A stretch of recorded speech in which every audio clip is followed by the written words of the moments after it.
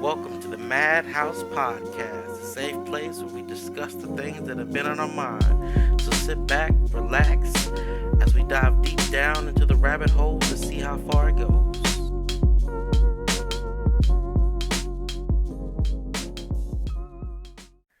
Welcome to the MadHouse podcast. Today we're talking about building connections, trying to establish those relationships with not just the opposite sex, family members, friends, just the general aspect of it. So, what kind of led you into this topic today? So, I've been kind of casually dating, and through all this casual dating that I've been doing, I was just recently in more of a kind of like an exclusive kind of thing, which is since come to an end. But I guess since the end of that, it's really made me kind of look at the things that I've been doing, and we were just talking about this a little bit ago, kind of off air.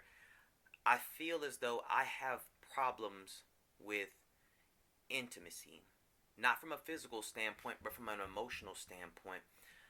I just feel as though there are just times, mainly most of the time, where I feel detached and I feel numb, and it's difficult for me to feel things, and I understand that most of these feelings come from past hurt. So I don't want to say that I have an expectation, but I guess I've almost been conditioned to expect situations to not end well. And I know that I play a big part in that because I don't make myself as vulnerable as I know I should, especially in a relationship, whether it be, girlfriends, friends, whatever. Like, I just struggle to open up a lot to my friends in general. Like, I just struggle to, like, and I think that this podcast has really helped me to kind of open up and be a little bit more vulnerable, because I've seen the effects that it has, not on like my psyche and the way that it makes me feel, but like the reception that people give me for doing so.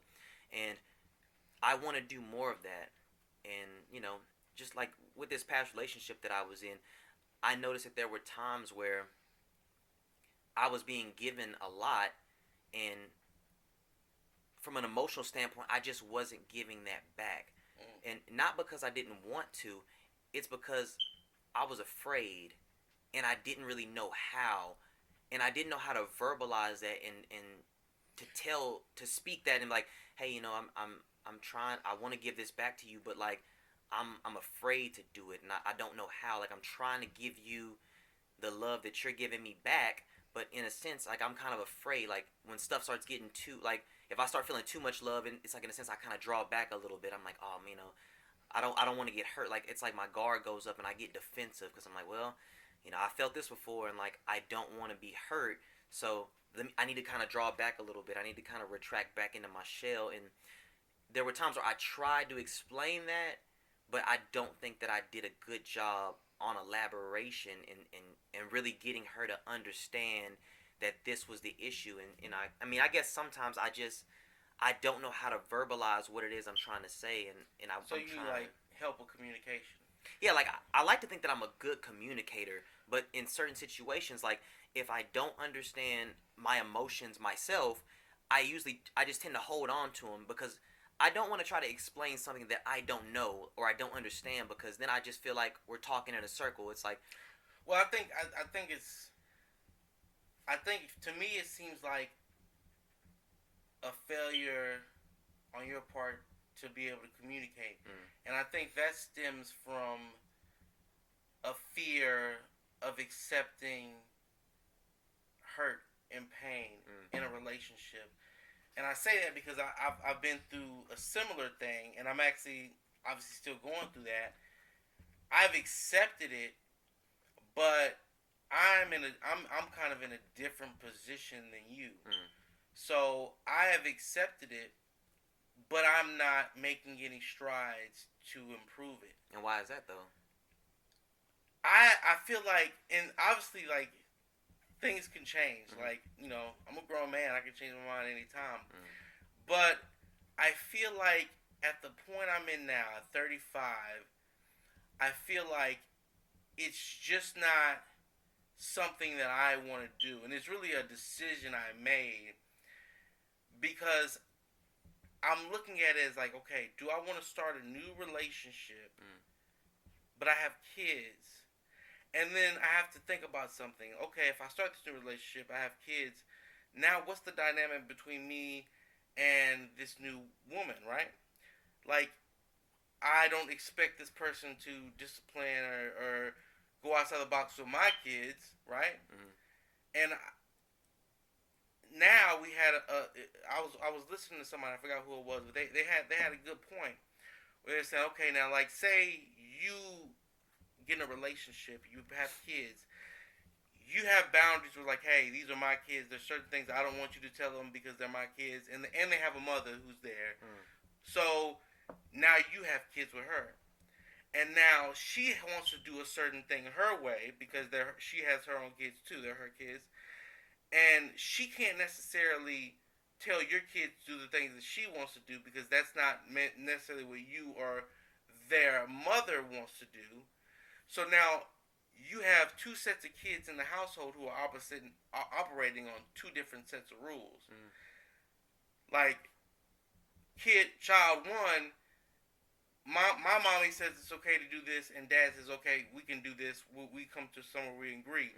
But now your current wife is like, hey, I completely don't agree with this, and I'm not doing this, so my kid won't do this. So there's two kids with two different dynamics, whatever it may be, but there will come a time where they might be on two different pages because the women might be on two different pages. They might just view things differently, and one might be accepting of one thing, the other might not, and they're allowed, and then you're in the middle because you can't just say, hey, we're going to do, like, it's some give and take. You got two people you have to give and take with. And so I just didn't want to go into that dynamic because it's gonna be a real issue because, like I said, it just depends on your parenting. Like, I wouldn't want another woman telling my kids how to do things, even if that is my wife, because I know as a child of a divorced relationship, I didn't like any other man that my mom dated, and I didn't understand that for a while. And I would always say, well, he ain't gonna tell me what to do, and I never did, and I've never had any view, and I'm grown, and I still don't know anybody my dad's dated. I know some people he's talked to, but like I've never heard him like verbally say, like, this is who I'm dating, or my mom said this is who I'm dating. And so, and I wouldn't want them trying to tell me what to do. And I think that they were kind of in a similar situation. And that's just one aspect of it. Yeah. So, and that's just me. Like, I feel like that'd be a problem. And that's just not somewhere I'm willing to go. But it's also feeds into other things in relationships because I'm also emotionally detached from the pains and struggles and stresses I went through in a toxic relationship. Well, let me ask you a quick question on this. So it sounds like you have a fear of compromising because when you get in a relationship, even like if you have a child, if you already have kids, so when you get into another relationship, you're now forming something with your new lady. So when she becomes your wife, she already knows how you are. So when y'all have a child together, remember the common denominator in both relationships is you. So you have a say so, and like it doesn't have to be like this. Like, oh, well, there's two different sets of rules. Like, no, it's the same set of rules. Like, everybody's gonna play by these rules. Like, if you don't agree with something, we're gonna have to figure this out like together. Like, but for example, right? Say your ex-wife and you didn't believe in spanking. You just don't do it. And y'all both agreed on that. Your new lady, she believes in spankings. That's how she grew up. So she and she has the right. If she wants to spank her kid, like even though you're married, like even as married, you might not believe in it. You just can't say no. You won't spank. You know, if you're co-parent, it's 50-50. If she wants to spank her kid, she can spank her. Yeah. Now, if it's not obviously, if it's not like if it's like abusive, no. Obviously. But if she wants to, you could tell a difference between like a good ass whooping and an abusive an abusive person. Yeah. But if she decides that she wants to give her kids ass whoopings when they fuck up, then you really can't say anything like that. Just like she couldn't come to you if one day, like, your son, even if this is both y'all's kid, and you got in his ass, she can't come to you and say, "Hey, babe, don't get in his ass." You're his father. If you just, there's some point you just step back and say, "I'm gonna let the other parent kind of parent right now." But that's what everybody wants to be able to parent their own way. But the thing is, though, like, so now you're in a household where Jaco don't get spankings, but Child X gets spankings, and Child X is like, "Man, why do I always get spankings? But you don't ever spank Jaco." "Well, I don't spank Jaco. Jaco's mom don't believe in spankings. I don't believe in spankings." "Well, how come you let mommy spank me?" "Well, that your mother, that's your choice. She wants to spank you, and I can't say no. Just like if I tell you you can't have allowance, if I'm not giving you money for allowance, she can't be like, 'Babe, you need to give money.'" Like, I've said that. But that's compromise. Like when you're getting to know the person, y'all have to figure out what y'all gonna do going forward. That's what I'm talking about. We can understand it's compromise, but the kids don't see it like that. The kids aren't gonna see it like that. But they're children. But they grow up seeing two different styles, and they might not you can explain, but they're not gonna understand it. They're kids, so then there's gonna be some kind of conflict, and why do I get treated different, or why this or this? But it's and I just don't want my kids to even go through that, and so that's just a choice that I made. But it sounds as though you're like, well, I don't even want to face that situation, so I'm not gonna make myself available so I never run into it. It sounds like you're having like this fear of compromise but this is a situation that you may never encounter. Like you may get into a relationship and she feels the same way. She's like, "Hey, you don't spank, Jade and Pablo. Hey, I don't really believe in spankings either." So you could run into a situation where y'all both agree, but you've got this fear. It sounds like, to where you're like, "Well, I don't want to get out there because I don't want my kids to be in this situation." It's more of a fear. It's not. I would say it's more of a control thing. Yeah, but like because they're my kids, and like I'm going into an aspect of like right now they're my kids. I would be going into a situation where I'm just meeting someone. I'm forming a relationship, but these are my kids, and right now I don't know anybody, and I haven't built that relationship. Those things take time. Yeah. But right now, these are my kids, and I don't want nobody else telling me nothing about my kids or how to do anything with my kids because they're my kids. So, granted, maybe I might feel differently after. Yeah, like once you open a bond is open. Yeah. But then again, that's just one part of it. Like I said, but I've also been emotionally numbed from a toxic relationship. Like being with someone for like 13 years in an unhealthy relationship is also a factor. Yeah. The child thing is just one factor. It's like, okay, I don't want to compromise on my kids, but then also I'm playing on that is 13 years of a toxic relationship, and knowing that I might go through that again is hard because I know the type of person that I am. Yeah. Now, I am the type of person that even if I'm in a toxic relationship, like if it was going good at first, the first couple of years, like, and if I decide that I'm just gonna do it, I'll just do it. And even if it's a bad situation, it's like, well, we've already decided to stay together. I'm just gonna ride this out. Like, if we're talking about marriage here, right? I'm not talking about dating. But like, if I decide to get married, we're gonna ride this out. But you got to go through the dating process to get to marriage. Like, you don't just meet somebody like, "Hey, we're getting married tomorrow." No, like, you have to make decisions when you're like, "Hey, I'm going to," like, right now I'm just casually dating. Like, I'm still just trying to learn. I'm trying to get past my own personal demons, but at the same time, I'm trying to open up and allow myself to feel and be vulnerable. Because if I can't do that, I'll never get past this point. Like, I'll always live with this fear that I'm going to be hurt. And I understand that, and I say to myself, I'm like, okay, look, we were hurt before. I have to acknowledge that. Yes, I was hurt. I've been hurt multiple times, but at the end of the day, there's a part of me that still wants that companionship. I still want to feel again. Like, I still want to be able to feel something with somebody. I want to be able to feel like I can build something with somebody, and I want to share. Like, so this transitions to like the second part of like, okay, well, what do you do then?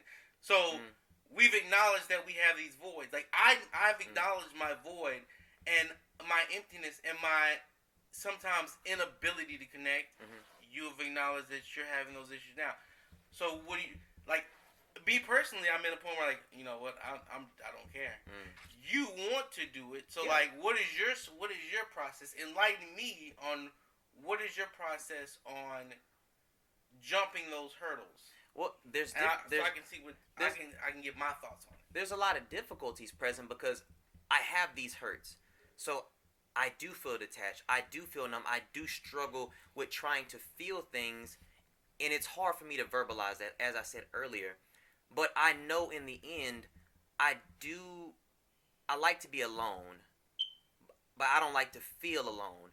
Like, I want somebody there. Like, I like having that companionship. I like having that person there that's like, when you're not having a good day, that they're there for you, that they're talking to you.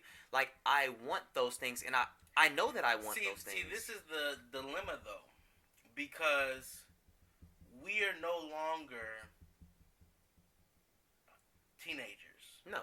So, when you're a teenager, or when you're, I'd say even up to your early 20s, you can have these connections and friendships with people and get this feeling.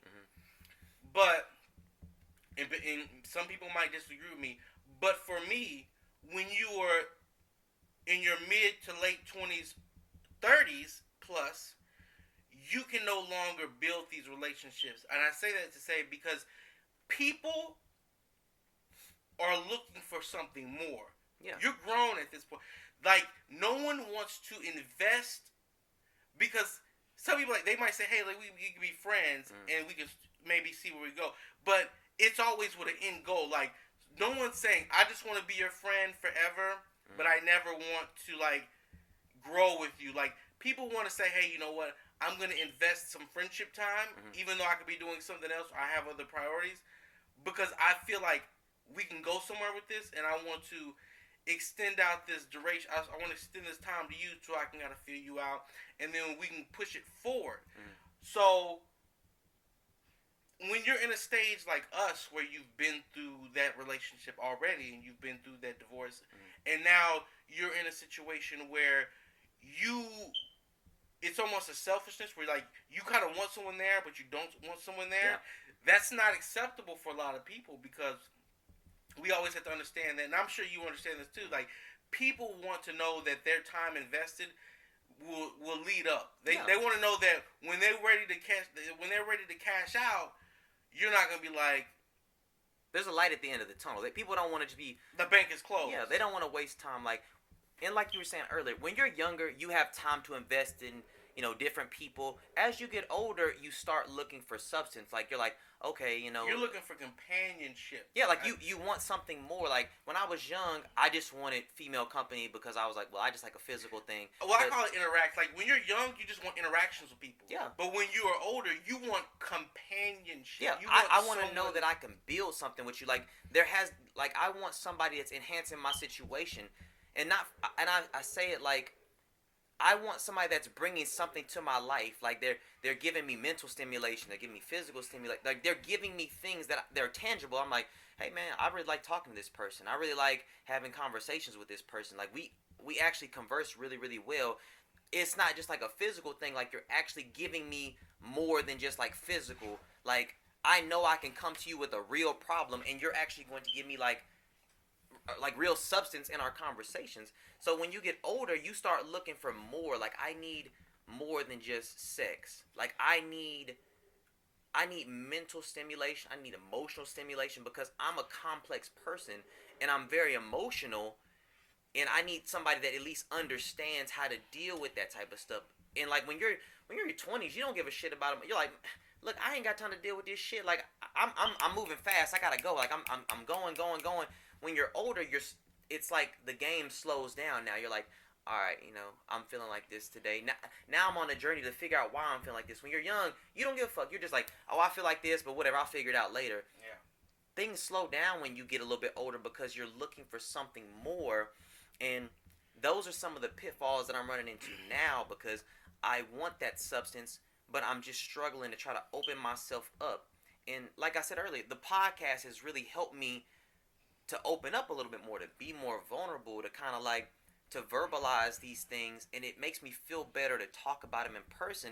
So now I'm working on just sharing more of myself with another person, but it's just difficult because when I start feeling like I'm about to start doing that type of stuff, sometimes I just get real emotional. I get real sensitive, and like you could say one thing, but I take it a certain way, and like now I'm offended. Like this is a true story. Like I was talking to someone last year, and we were spending some time together, and they said something to me, and it probably wasn't that serious, but they said something to me, and the way that it hit my ear, it offended me, and I stopped talking to her completely. And we have been real good friends. We've been spending a lot of time together, in those kind of ways. But they said something, and it just totally turned me off, and I just shut down. Like I just stopped talking to her completely. I didn't say anything for like 2 or 3 months, and like we were pretty close, and I realized what I had done. A couple months later, I had reached out to her. I was like, hey, listen, you said X, Y, and Z, and this is how it made me feel. And she was like, well, I ain't mean it like that. I'm like, yeah, I see that now, and I see that I was wrong for shutting you down like that. Like that was wrong of me. Like I shouldn't have just shut you down. Like I should have communicated what was bothering me more. But in that moment, sometimes I have those knee-jerk reactions because I'm already emotional, and I'm not using that as an excuse. Like being emotional doesn't give me a right to just do whatever the hell I want and be like, oh well, hey, I'm emotional. Like no, like now I'm on this journey to try to figure out. I try to look at the things that I'm doing because I know that I want that connection, and I know it's already difficult for me to form those connections. So I'm looking at the things that I'm doing and kind of like acknowledging them and saying, hey, I know you're hurt. Let's just take a few minutes. Like let's take a day. Let's try to figure out what exactly upset you about this. Go back and talk to the person because maybe it wasn't like that, but I can't take everything and run and be like, okay, it's the worst thing ever. Like I'm offended. I don't care. I can't do that. And see, like I think that's just it's about cooling down, because I do that all the time. But like even with my kids, like sometimes like I'll get mad in a split instant. Like I'll just get emotional and I get upset. They'll do something that just makes me upset, and I yell and I get mad. And I'm like, hey, you know what? Y'all are grounded. Don't touch nothing. Sit on the couch. Don't do anything. And then I'll go back. I'll reassess and I'll think about. Let me see. I was upset. They did this. It was wrong. But how did I handle that situation? How did this make me emotionally feel? In that time of emotional distress, did I go overboard? Yeah. If I did, now okay. They're my kids, and I don't have to explain anything to them.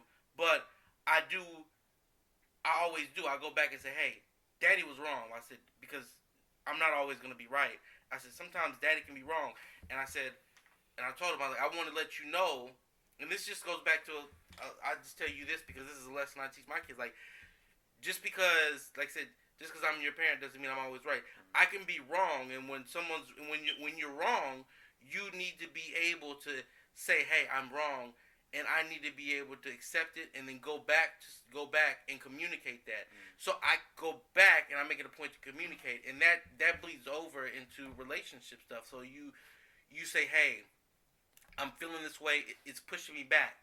I go take inventory of my feelings and say, you know what, it made me feel this way. I kind of jumped off, or I didn't talk to her for like a day or two, or my attitude's kind of been like I've been a little bit standoffish, where I'm trying to cause conflict because now I'm feeling some type of way, but I don't want to admit it. So I'm just going to I'm unknowingly causing conflict to try to separate ourselves. Say, okay, what did I did wrong? Smack my hand. You know what? Now let me talk to you and address it. Hey, I did this wrong. This is how I was feeling, and this is what I want to make. I want to make it right. And sometimes I think that just saying that, then it can open up dialogue to where you don't necessarily have to understand your emotions. I think you can work it out together. Yeah, just kind of put them on notices, like, this is what's going on with me. And you can, like, this is something you can both work out. Yeah. So I think that would be something good for you. Like, don't necessarily focus on understanding it and then communicating it. Like, be aware of it and say, I want to communicate. I don't really understand this feeling, but this made me feel this way, and I want to talk to you about it. And then maybe it can open up a dialogue where y'all can kind of come to a understanding together. Like, oh, okay, maybe you're feeling like this because of this, and then maybe their point of view on something might enlighten you. Yeah. Or if it doesn't, you can say, hey, you know what? One of those things we used to do in the military. They ask you a question. I don't know the answer right now, but I'll get back to you later. Like, you know, that was the common thing. Like, that was acceptable. If someone asked you a question, like one of your juniors said, "Hey, Sergeant, can you tell me about this?" And you don't know it.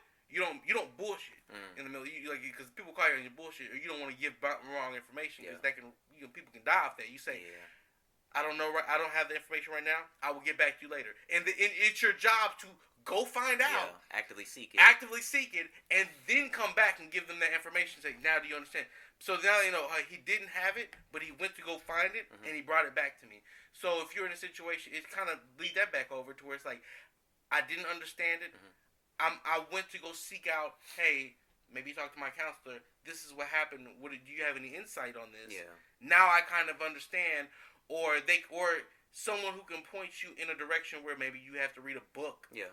I know that's kind of rare nowadays, reading books, but and I definitely agree with you. And like you said something really, really, really important that I want to highlight. You said taking an inventory of your emotions, and I think that's extremely important in the grand scheme of things. Like, taking time to understand your own emotions, because sometimes we don't necessarily understand them. We just make knee-jerk reactions. And my counselor also told me something similar. He said you don't always have to understand, but you need to be aware. Like, you don't have to rack your brain trying to figure out why am I feeling this? What is this? Like, sometimes just acknowledge what it is that you're doing or how you think that you're feeling and process that. Like, you don't always have to stop in the middle of what you're doing and be like, no, I need to figure out why I'm sad right now. Like, no, acknowledge that, hey, I'm feeling sad. I just don't know why. Let me take an inventory of my emotions. Like, let me see what's been going on these last few weeks. Like, maybe I'm bothered by something that I really just I haven't acknowledged it. Like, maybe X, Y, and Z is bothering me, but, I hadn't really sat there and thought about it. Like, take time and do some critical thinking and think about what's actually going on in your life. And I think that kind of, leads us into our last little topic. And I think that's one of the things that that's really important that you can do to kind of know that about yourself and to kind of work towards that finished product. And I don't think I'm not perfect at any one thing. I think I'm the best dad in the world, but that's beside the point. But I at least know that I'm working on myself to try to be a person that's emotionally available. But I know it's going to take time. And I know whoever deals with me is going to have patience. They're going to have to understand me and just know that, while I can't give a timetable, I can't just be like, okay, it's going to take me a month or 2 months. But I can tell you that it'll be worth it when I actually am available, because I'll be at a place where, we'll have less and less to argue about, because I'll understand myself a lot more. Well, I think this... In closing, I think this is actually something good for you in trying to build relationships, because I feel like this, if you play it right, could be a relationship builder. If you look at it from that aspect, because it's a balance, because you can't find someone who's like, you know what, I'm gonna never know what I'm going on, and I'm always gonna hit you with I don't know, I don't understand, whatever, and they're gonna be like, okay, what is this guy doing? Yeah. But you have to be able to share enough to where it's like you can start dialogues and you can both learn and grow together. Yeah. Hey, I'm feeling this way. And then, you have a dialogue why. And then you learn it. Hey, you know what? Come back a day or two. Like, for a prime example, like myself, I had always, when I was younger, I was like the player. I don't know what they call it nowadays, but back back in my day, it was called a player. I had a whole bunch of girlfriends, and I would mess around with a whole bunch of females, and I didn't understand it until I got older. That being a player is just it's horrible. Yeah. Like I was very bad to women, and I didn't understand that it was because I personally had a disdain for women because my mother wasn't there as much as I wanted her to be. Yeah. And she wasn't as attentive as I wanted her to be. So it seeded a vision in my head of a woman, like, not reliable, not caring, not there. And so it kind of tainted my view of women. Yeah. So I lost respect. That's why I say sometimes you have to understand where people are coming from. And then when you open up and you have these dialogues, you can kind of get to understand. Yeah. Because, again, I'm a divorcee, but I'm not necessarily mad at my ex-wife, per se, because I can come to the understanding that I wasn't a perfect husband because I came from a divorced family, and there's certain things I didn't learn on how to treat a woman. And I had a certain visions of women. She was also from a broken household where her dad wasn't even there. Yeah. Not even there at all. Like, at least he just left. He just left them and went away. So she never learned how to treat a man from her mother. So in reality, how can I be mad at her? Like, we're grown. Like, you have to accept some responsibility. But when you boil down to it, like, how could I really be mad at her for not treating me like I feel like a man should be treated when she never had a father there to see how a woman's supposed to treat a man? Yeah. And I didn't have a mom engaged in there enough for me to understand how to treat a woman. So we are both going into this kind of in a bad. Y'all both had y'all both played a part in it. Yeah, it was both a part. You could obviously overcome these issues, but I didn't accept and understand them. You can overcome these issues when you accept and understand them. I didn't take inventory of that until after into it. Kind of like hindsight now. Yeah, so in hindsight now I understand. But again, this is where that dialogue could actually help grow a relationship. And it definitely could. And in kind of closing, like, now that you have that information, you can kind of make better decisions. And now that I'm kind of on this understanding part of this journey, I'm trying to understand myself more, and I'm trying to accept that, like, hey, I don't always have to be in control of every situation. There's give and take. There's compromise. Like, I can't expect somebody to be patient with me if I'm not giving them anything. Like, I have to be able to open myself up enough to where it's acceptable. Like, hey, maybe you're not sharing everything with me, but you're still giving me pieces, and I see that you're making progress and you're building. Like, you can't just not give anybody nothing but tell them to be patient with you. So, I mean, now I'm just in a position where I'm trying to open myself up. I'm trying to be vulnerable, but I understand that I've been hurt before, and I guess I always have this sense in the back of my mind that I don't want to be hurt again, so I'll be guarded.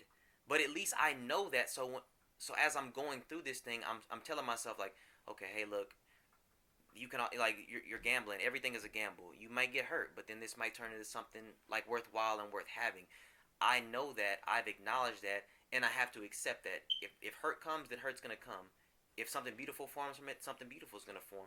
But I at least have to keep my partner engaged in whatever it is that we're doing to make sure that we're always on the same page, so we at least have a level of understanding for each other, so we both know where the other person is coming from. And I like to think that I'm on the right path, and like, you know, I'm trying to do better at communicating. And you know, I think that this was a good topic to have talked about today. Like, obviously this is something that's been real heavy on my mind, you know, just with everything that's been going on. And you know, I'm starting to look back and see like some of the faults that I had, and some of the things I could have done better. So, you know, I'm just going to continue to do better, and I'm going to continue to try to push forward and be more open and be more vulnerable, because I do want that relationship. Like, I don't want to just have it to where come around when I want but don't come around when I don't want. Yeah. Like, I have to understand that that's selfish, and like, people want stuff from you as well. Like, you can't just ask me to come over when you want me to come over, but when I feel like I need somebody to be there for me, you're like nowhere to be found. And I wouldn't want to be that for anybody. Like, I want to be somebody's person that they can always feel like, hey, I can always call you and you'll always be there for me, because that's what we've established that we have. And it's my hope that, you know, one day soon that, you know, you kind of want one of those relationships, and like, you kind of are able to shake your fear of like of not compromising, and like, because there are situations that may or may not occur, but like, you have to make that decision that you're ready for that. And if you're not ready for that, then take the time that you need. But you know, I think that we're all just on this journey of trying to be better, and like, as long as we at least acknowledge the things that we know that we have going on, I feel like we can kind of overcome that with patience and with dedication. And like, anything worth having is worth working for. And I think that having a meaningful relationship is something that's worth working for. But I think this was a good conversation to have today, and I appreciate you having it with me. So, you know. Exactly. So we'll catch you on the next episode. Hey, and again, I'm sorry for shooting this one kind of late. Like, just this week has just been real crazy for the both of us. So I know it's usually MadHouse Monday, but today is MadHouse Friday. And I hope that you guys enjoy the episode, and just know that, like, you know, we have some consistency going here, but we got some major changes coming up within the next few weeks. But we'll fill you guys in on that next episode. But hey, thanks for listening. I appreciate it. Thanks for tuning in with us today. Hopefully we were able to give you something you can use and take forward into your day. If you want to reach out to us with any questions, comments, concerns, or even topic requests, links are in the description. Join us back here again next week in the MadHouse. We appreciate you and where you are in your journey in life. And always remember, we're all quite mad here. You'll fit right in.